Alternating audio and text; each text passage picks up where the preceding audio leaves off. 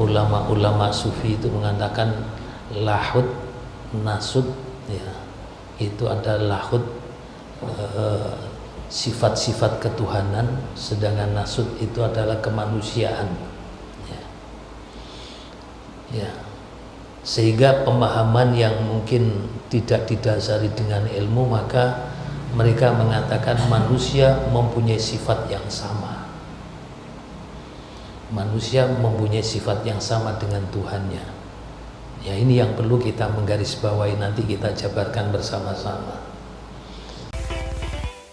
Ila hadratin Nabi Mustafa Sayyidina Muhammadin sallallahu alaihi wasallam wa ala alihi wa ashabihi wa azwajihi wa auladihi wa dhurriyyatihi wa ahli baiti ajmain.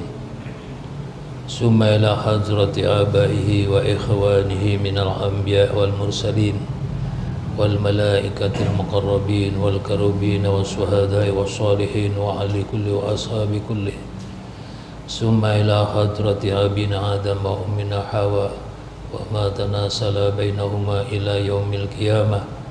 Summa ila hadrati sadatina wa mawalina wa a'immatina wa ila hadrati Sayyidina Abu Bakrin wa ila hadrati Sayyidina Umar wa ila hadrati Sayyidina Utsman wa ila hadrati Sayyidina Ali karramallahu wajhah wa ala baqiyati sahabati wal qarabati wat tabi'i wat tabi'i tabi'in lahum bi ihsan ila yaumiddin.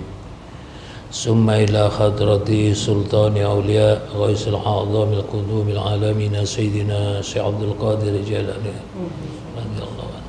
Summa ila hadrati ahli silsilah majlis ta'lim ilmu tauhid, khususan ila hadratin Nabi Mustafa Sayyidina Muhammadin sallallahu alaihi wasallam. Summa ila hadrati Imamul Azhari, summa ila hadrati Syekh Haji Syarif, summa ila hadrati Syekh Haji Faqih wa usulihim wa furu'ihim wa ahli silsilatihim wa ala khidina inhum. Summa ila hadrati walidina wa walidikum wa masyaykhina wa masyaykum wa amwatikum wa liman ahsana ilaina wa liman lahul haqqu alaina wa liman ahsana wa qalladana indaka bi du'ail khair. Summa ila hadrati jamil mu'minina wal mu'minat wal muslimina wal muslimat syai'ulillahi lahumul fatihah.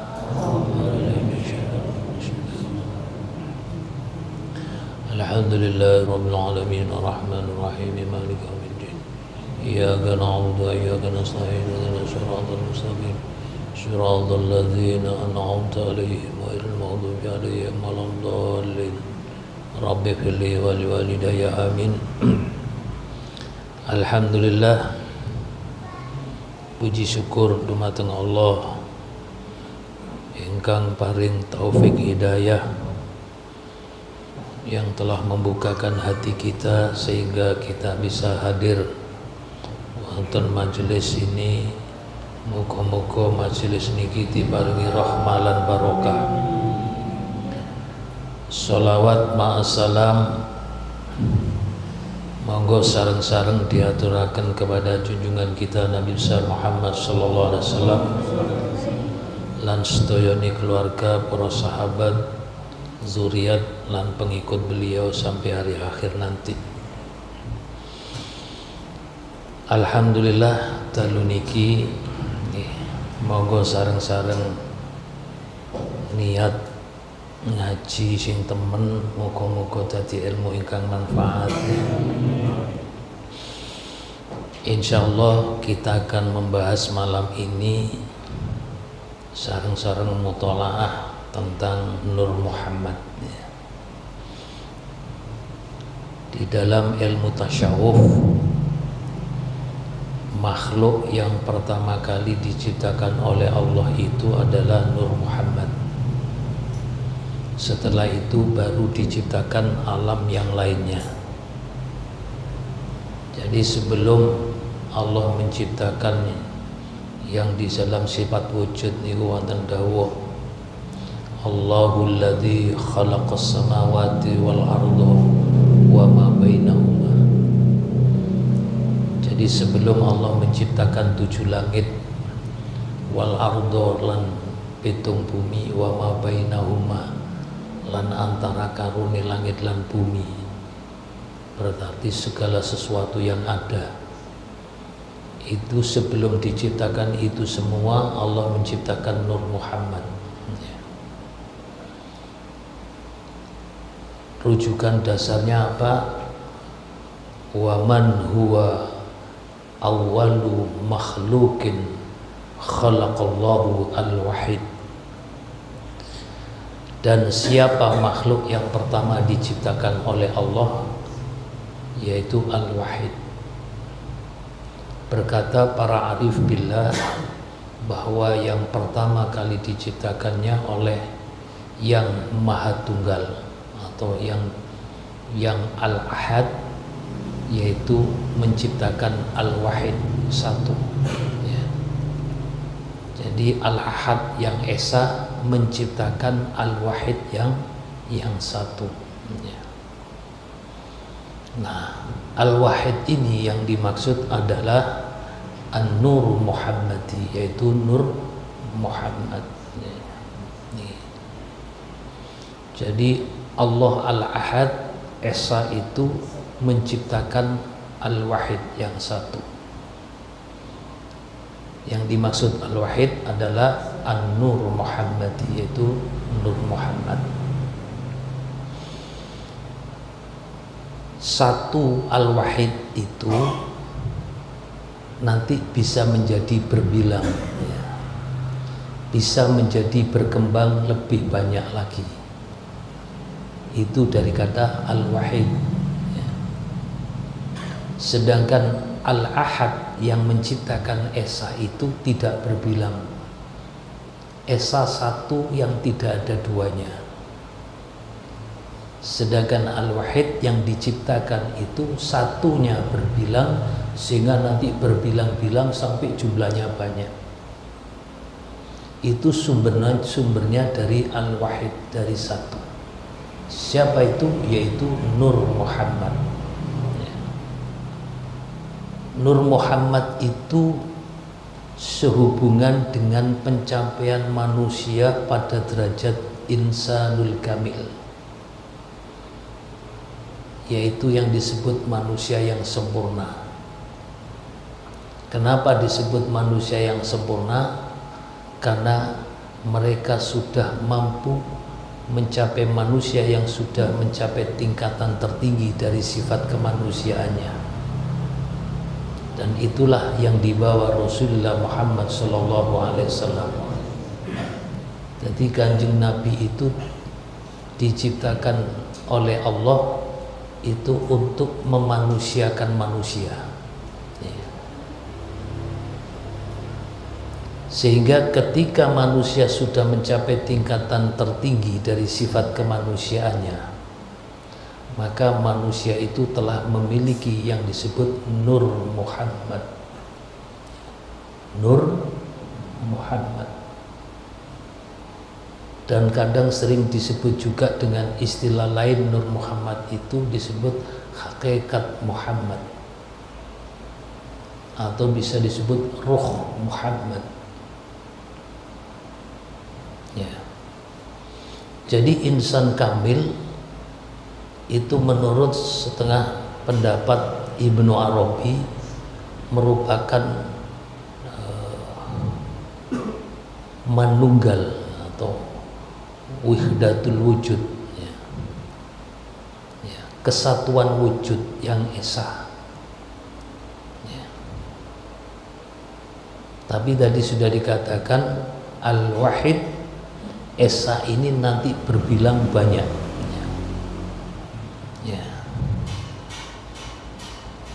Al-Halaj menjadi kontroversi sampai detik ini, padahal beliau itu adalah sosok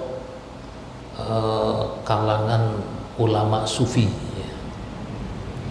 Al-Halaj mengatakan ketika seseorang mencapai tingkatan hulul, hulul itu adalah faham yang menyatakan bahwa Tuhan itu menampakkan kepada makhluknya, memiliki tubuh manusia tertentu untuk diambil tempat di dalamnya. sehingga sifat-sifat kemanusiaan yang ada di dalam tubuh manusia itu dihancur leburkan atau difanakan. Itu al-halaj. Nah, sehingga pengikut-pengikut yang tidak mengerti karena belum menghancur leburkan tubuh manusianya, mereka mengatakan ungkapan yang sama, itu yang tidak boleh. Nah, karena kemungkinan di dalam diri manusia itu terdapat sifat ketuhanan yang disebut, ada istilah di dalam ulama-ulama sufi itu mengatakan lahud nasud, ya, itu ada lahud sifat-sifat ketuhanan, sedangkan nasud itu adalah kemanusiaan, ya. Ya. Sehingga pemahaman yang mungkin tidak didasari dengan ilmu, maka mereka mengatakan manusia mempunyai sifat yang sama. Manusia mempunyai sifat yang sama dengan Tuhannya. Ya, ini yang perlu kita menggarisbawahi, nanti kita jabarkan bersama-sama. Ya. Insan kamil itu adalah bentuk atau surah yang paling sempurna di antara ciptaan Allah, ya. Sehingga insan kamil itu merupakan miniaturnya alam, yang sering beberapa hari mungkin kalau nanti nyampeaken al insanu alamul asrar, ya. Di dalam diri manusia itu terdapat alam mikro, alam kecil, ya. Alam kecil. Jadi manusia itu merupakan, insan kamil ini merupakan miniatur alam mikro, sedangkan alam makronya ya alam semesta ini. Ketika insanul kamil mengenal dirinya serta mengenal kepada Tuhannya, karena mereka sudah memahami tentang miniatur di dalam dirinya. Makanya napa menungso niku didadekno karo Gusti Allah menjadi khalifah di muka bumi ini, ya. Menjadi khalifah. Karena insan kamil ini adalah cermin daripada alam yang makruh.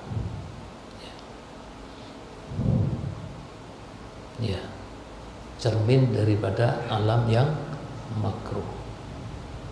Dan ini merupakan tajaliyat, penampakan diri Tuhan sebagai al-haq pada manusia yang sudah memiliki citra wujudnya Allah, ya. Tapi di sini bukan berarti wujudnya manusia sudah hilang, ya, sudah fana, dihancur leburkan. Jadi hakikatnya hanya ada satu wujud, tidak ada dua wujud, yang disebut wahda al-mawjud. Yang ada hanya satu wujud, hanya Allah. Setelah diciptakan Nur Muhammad, muncul pertama kali pada manusia yang pertama, yaitu Nabiullah Adam, ya. Tentunya setelah alam-alam yang lainnya. Nur Muhammad muncul pertama kali di dalam diri manusia adalah Nabiullah Adam. Kemudian dilanjutkan pada nabi-nabi seterusnya. Dan yang paling sempurna itu terdapat di dalam diri Nabi Muhammad SAW. Karena Nabi Muhammad itu merupakan insan kamil yang menjadi uswah, contoh tertinggi di dalam kehidupan manusia. Uswah hasanah yang paling tinggi itu tidak ada lain kecuali Gusti Kanjeng Nabi Muhammad SAW.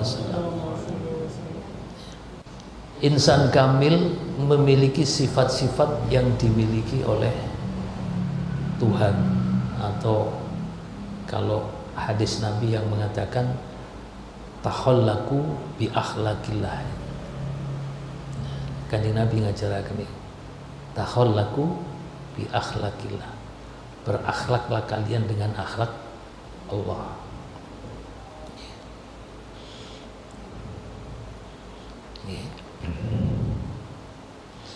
Jadi sifat-sifat insan kamil itu merupakan sifat yang dimiliki oleh Sang Maha Pencipta, tetapi kita tidak boleh menyamakannya.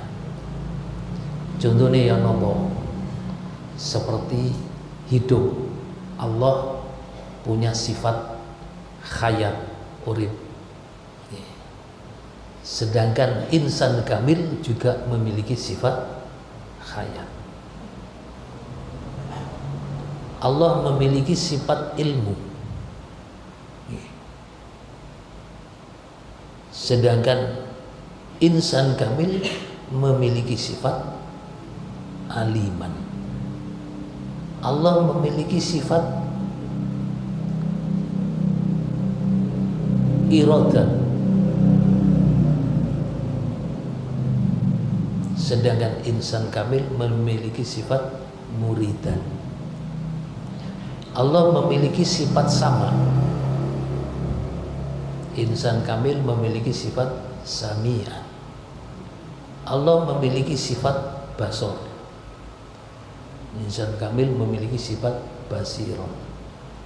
Allah memiliki sifat kalam, insan kamil memiliki sifat mutakalliman. Dalilnya juga sama. Ya.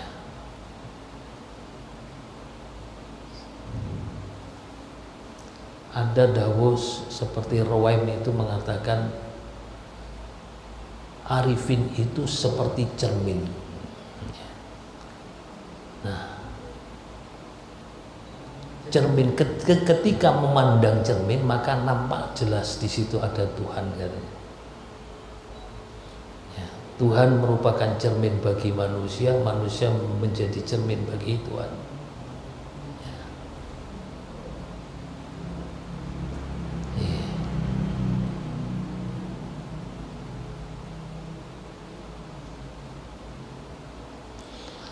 Dan Allah telah berjanji kepada dirinya sendiri untuk tidak merenungkan nama dan sifatnya selain pada insanul kamil. Nah, ini yang perlu digarisbawahi, insan kamil ini.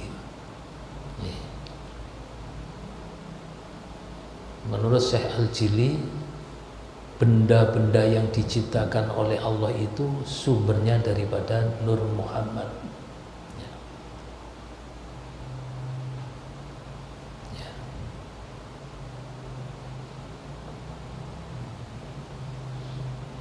Tetapi yang paling sempurna Nur Muhammad itu adalah pada diri para nabi, dan lebih sempurna lagi adalah di dalam diri Nabi Muhammad SAW.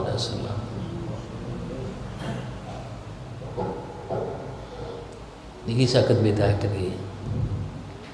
Jadi kesimpulannya, Nur Muhammad itu bukan Nabi Muhammad, ya. Akan tetapi Nabi Muhammad itu juga bukan Nur Muhammad, tetapi Nur Muhammad mengambil bentuk yang paling sempurna ada di dalam Nabi Muhammad SAW. Makanya Kanjeng Nabi sadurunge lahir niku Muhammad itu sudah dikenal. Di Lauh Mahfud niku di ono tulisane, di one cagak ini ditulis La ilaha illallah Muhammadur Rasulullah. Nama Muhammad.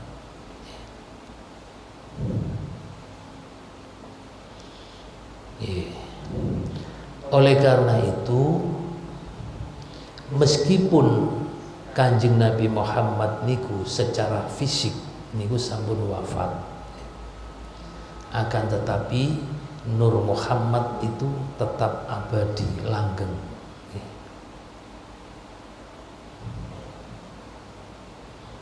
tetap abadi.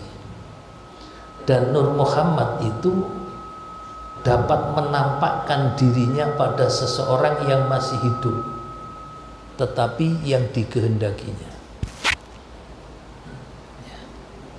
Syekh Jili niku nate ningali Nur Muhammad menampakkan dengan jelas di dalam diri wujud di gurunya. Nih, tentunya sudah makomnya nih. Jadi saged ningali Nur Muhammad itu di dalam diri gurunya. Ya. Gurunya Syekh Al-Jili itu Syekh Syarifuddin Ismail Al-Jabarti.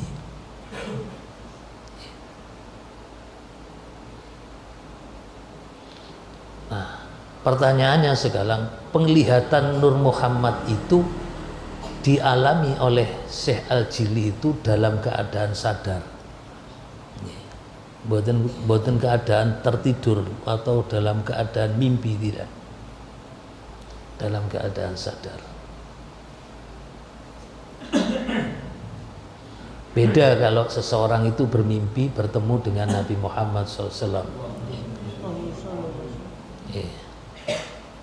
Berarti Kanjeng Nabi itu masuk ke dalam diri seseorang itu,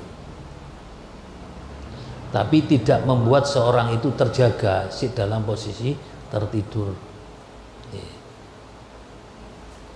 Makanya napa niku banyak dalil-dalil niku. At-ta'ayyunul awal atau ketentuan yang pertama ya. Ini disebutaken niku dasar yang digunakan dari hadis Nabi, katanya awwalu ma khalaqallahu nuri. Yang pertama kali Allah ciptakan adalah nurku, kata Nabi Muhammad SAW. Kemudian awwalu ma khalaqallahu nuri nabiyyika ya Jabir. Awwalu ma khalaqallahu nura nabiyyika ya Jabir. Yang pertama kali Allah ciptakan adalah nur nabimu ya Jabir. Jadi merujuk redaksi awal, coba kita renungkan bahwa yang pertama kali diciptakan oleh Yang Maha Tunggal atau yang pertama kali diciptakan Al-Ahad menciptakan Al-Wahid, ya, yang satu, ya. Jadi Yang Maha Esa menciptakan yang satu, ya. Oleh karena itu Ahad dengan Wahid mempunyai makna yang berbeda, tetapi hakikatnya satu.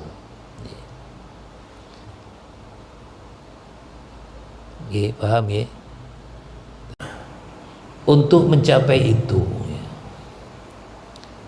ya, istilahnya mencapai insan kamil itu ada 3 tingkatan tanazul, ya. Ada tingkatan untuk kita turun, ya. Yang pertama, karena insan kamil itu menjadikan tajaliatnya Allah, ya. Pertama adalah tajalli ahadiyah, ya, tajalli ahadiyah. Tajalli ahadiyah itu kesatuan Tuhan. Insan kamil pada tahap ahadiyah ini,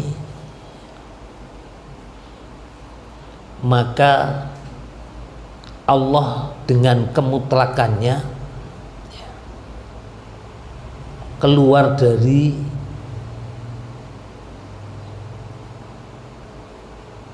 hijab-hijab yang ada,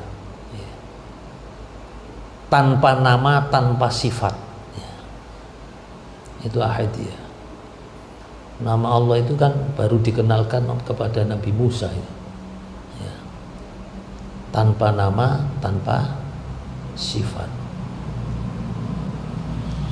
Baru kemudian tajaliyat yang kedua, tingkatan yang kedua, tanazul yang kedua, yaitu tajalli huya. Mungkin sing gelem Napa niku talqin zikir ataqo niki akan diperjelas ini. Hu ya hu ya hu.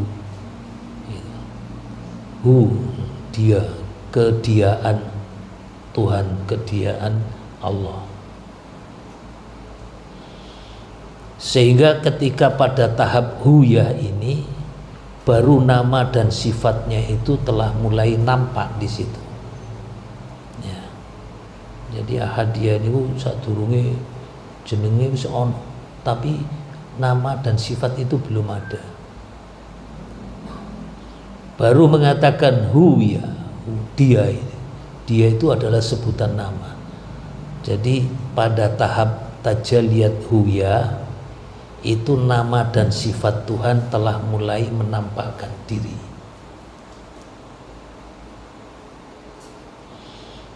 Sampai ketiga tingkatan yang terakhir yaitu tajalliyat aniyah. Tajalli aniyah adalah keakuan Tuhan. Keakuan Tuhan. Pada tahap aniyah ini Tuhan menampakkan diri dengan nama sifatnya pada segala makhluknya. Aniyah. Kaya salat muwahhidin nggih sing sampeyan diterangkan. Jadi menampakkan diri nama dan sifatnya pada segala makhluknya. Tentunya dengan catatan, tidak semua makhluk ini. Dengan catatan Allah itu akan bertajalli terbatas pada insan kamil, manungsa sing sampurna niku. Kaya Kanjeng Nabi contohnya manusia yang sempurna itu ketika Rasulullah itu napa mi'raj fana ya, sudah fana baru itu tajalliyatnya Allah. Mudun itu adalah baqa'u billah, baqa'u fillah.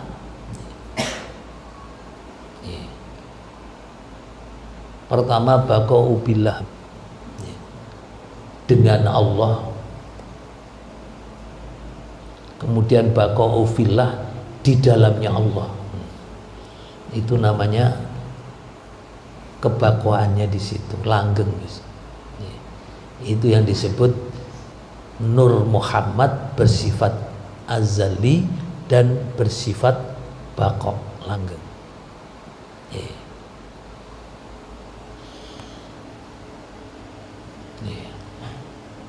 Jadi wong sufi niku lek kepingin mencapai derajat insan kamil niku melakukan torekoe itu, usaha-usaha itu ada 3 tahapan.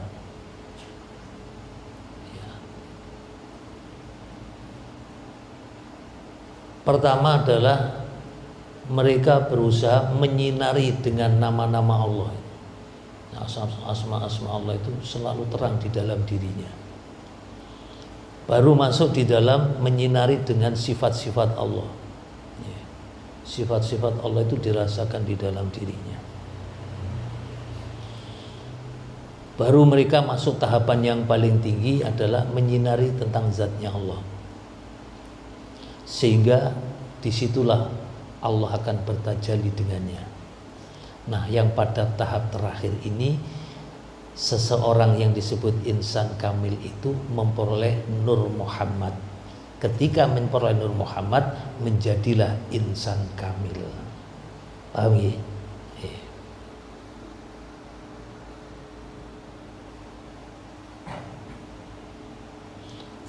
Jadi sing pertama niku durung ana jeneng Allah niku sing dibahas itu al-wujud.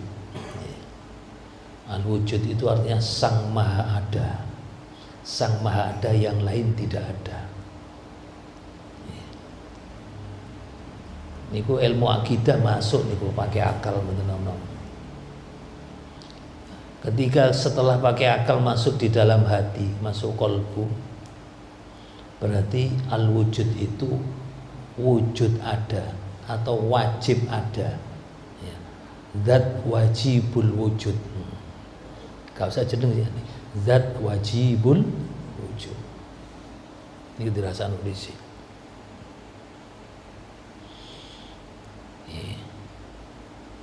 Cara ilmu di sekolah ini wonten kalimat ngenten redaksinya. Negatif dikalikan negatif hasilnya positif ya. Ya. Tidak mungkin dengan tidak ada. Tidak mungkin zat wajibul wujud itu ya. Tidak mungkin zat wajibul wujud itu tidak ada. Gitu. Berarti tidak mungkin dikalikan tidak ada itu hasilnya ada. Itulah yang disebut al-wujud. Kan tidak mungkin. Tidak mungkin tidak ada itu jenenge apa? Wujud. Ya. Nama Allah belum muncul di sini. Nama Allah itu diperkenalkan kepada Nabi Musa, menyebut dirinya Anallah, akulah Allah. Berarti nama Allah itu di belakang. Di belakang. Tapi aja mau nyepelno lho, berarti sitas teko lho ndak. Walaupun nama Allah itu belum ada, tapi nama Allah itu sudah ada di dalam wujud itu. Soalnya jeneng Allah itu gak ono tunggali. Sak donya gak ono. Masih wong kafir gak wani ngene jeneng Allah gak wani.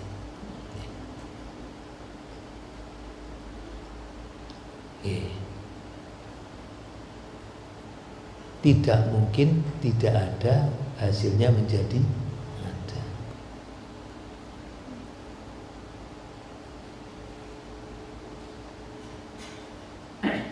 Kalau sering ngake contoh ya. Contoh guyonan tapi ngene. Endok ambek pitik di sini ngene. Ya ta? Ya. Ini kadang-kadang bingung wong jawab endok ono sing jawab pitik. Padahal endok iku asale teko PT. PT asale teko endok. Ini contoh nih, Pak. Niki sebenarnya arahnya ke sana. Muga-muga kula sampeyan dikei paham nang pangeran saketo ngraosaken ilmu yang betul-betul karena hidayah dari Allah Subhanahu wa taala. Lan menawi wonten lepat salahe menawi kula terlalu keblabasan nggih insyaallah tujuan kula mboten tetap kula berusaha mengerem. Mudah-mudahan napa diparingi hidayah kali Allah Subhanahu wa taala sehingga kita Allah akan memberikan petunjuk kepada kita semua. Niki mawon sing saged kula aturaken kirang langkunge nyuwun agungipun pangapunten. Wallahu muwaffiq ila aqwamit thoriq. Assalamualaikum warahmatullahi wabarakatuh.